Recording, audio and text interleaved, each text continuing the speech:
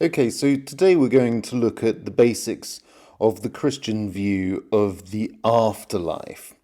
The key idea of the afterlife is that it is the life which is often everlasting, that is, going on forever, which comes after death and is generally provided by God.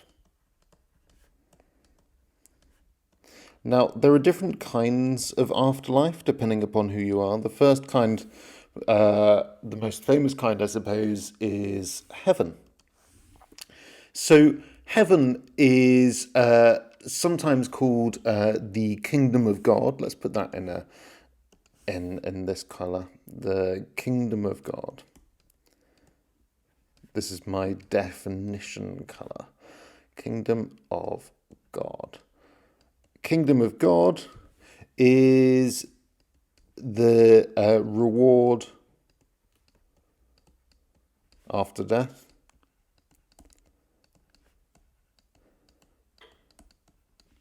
And typically it is where you are with God. So you spend your time in God's presence. Seeing the face of God is sometimes what we call it, what we call the beatific vision. So the beatific vision is when, especially Catholics, believe that we see God and are face to face with him in heaven. It is the thing we're meant to be aiming towards. But if you fail in your aim, you can always go to hell.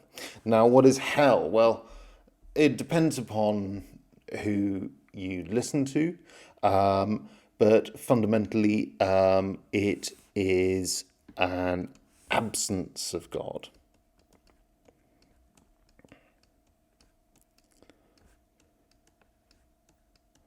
So it is being without God in the afterlife. It might be lots of torture, or so kind of the traditional kind of hell and gnashing of teeth and that sort of thing, or it might be more of a kind of spiritual state where you just have no God. Lack of God's presence. So some people think that hell is just a complete absence of everything. So there's lots of debate, obviously, about what these two things are, whether heaven is a real place, what kind of place that thing is, and so on, and the same with hell.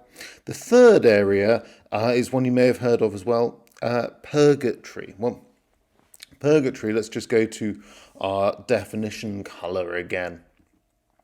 Purgatory is essentially what we call an intermediate state. I've illustrated this with a watch because you're essentially there to improve,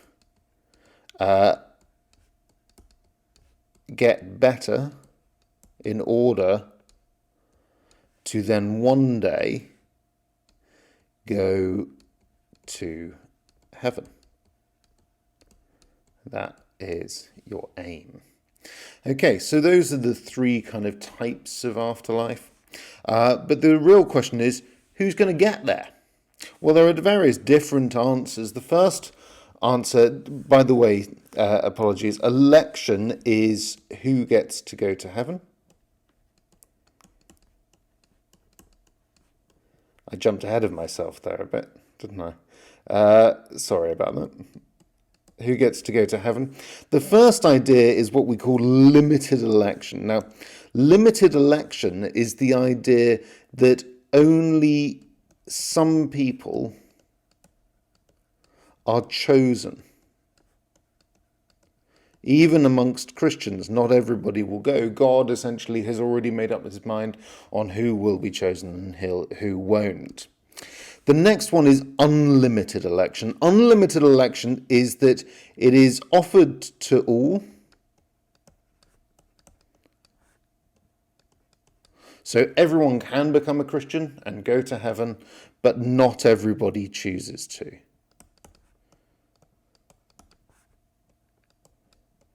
So we might reject the gospel, for instance. We might reject the idea that there is a God, and then you end up in hell, according to Christianity. The final idea is universal election. Universal election is everyone goes to heaven, no matter what.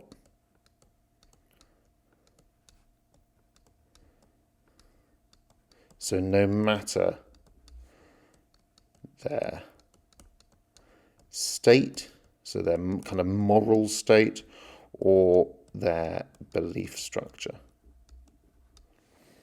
So we're going to, in the next few tutorials, look at the questions of what heaven is, what hell is, what purgatory is, and also the different kind of Christian views throughout time on how God decides who goes to heaven and who doesn't.